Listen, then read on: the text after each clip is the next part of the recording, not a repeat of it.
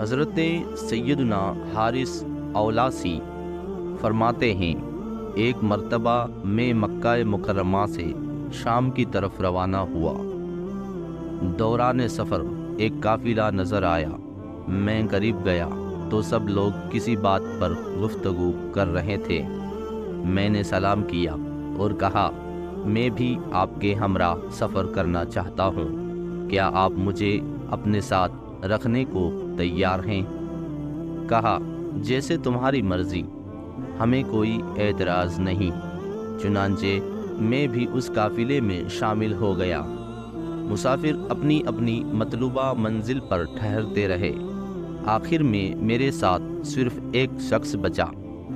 اس نے مجھ سے پوچھا، اے جوان، کہاں کا ارادہ ہے؟ میں نے کہا، ملک شام میں کوہ لکام میری منزل ہے، وہاں حضرت سیدنا ابراہیم بن سعد علوی کی زیارت کے لیے جا رہا ہوں۔ میرا وہ رفیق چند دن میرے ساتھ رہا، پھر مجھ سے جدا ہو گیا۔ میں اکیلا ہی سفر کرتا ہوا اولاس پہنچا اور سمندر کی جانب چلا گیا۔ وہاں کا منظر ہی عجیب تھا۔ ایک شخص سمندر کی لہروں پر اتنے سکون سے نماز پڑھ رہا تھا گویا زمین پر ہے۔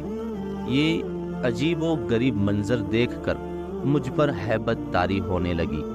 جب اس نے محسوس کیا کہ کوئی مجھے دیکھ رہا ہے تو نماز کو مختصر کر کے میری طرف متوجہ ہوا۔ میں نے دیکھا تو فوراً انہیں پہچان لیا۔ وہ حضرت سیدنا ابراہیم بن سعد علوی تھے۔ انہوں نے مجھ سے فرمایا، ابھی تم یہاں سے چلے جاؤ، 3 دن بعد آنا۔ میں فوراً واپس چلا آیا اور حسب ارشاد حکم کے مطابق 3 دن بعد دوبارہ ساحل سمندر پر پہنچا تو دیکھا کہ وہ نماز پڑھ رہے ہیں۔ میرے قدموں کی آہٹ سن کر انہوں نے نماز مختصر کی اور فراغت کے بعد میرا ہاتھ پکڑ کر سمندر کے پانی کے بالکل قریب کھڑا کر دیا۔ پھر ان کے ہونٹوں نے زنبش یعنی کہ حرکت کی اور وہ آہستہ آہستہ کچھ پڑھنے لگے۔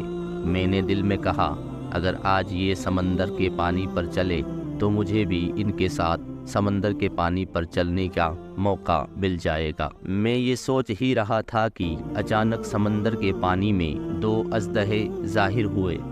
وہ سر اٹھائے، منہ کھولے ہماری طرف بڑھنے لگے۔ میں نے اپنے دل میں کہا، کاش یہاں کوئی شکاری ہوتا جو انہیں پکڑ لیتا۔ جیسے ہی میرے دل میں یہ خیال آیا، فوراً دونوں اژدہے پانی میں غائب ہو گئے۔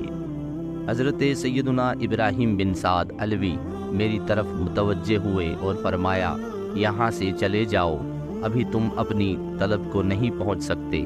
جاؤ، ابھی پہاڑوں میں گوشہ نشینی اختیار کرو، دنیاوی زندگی کو بہت کم سمجھو اور جو کچھ مل جائے اسی پر صبر کرو یہاں تک کہ تمہیں پیغام اجل آ جائے۔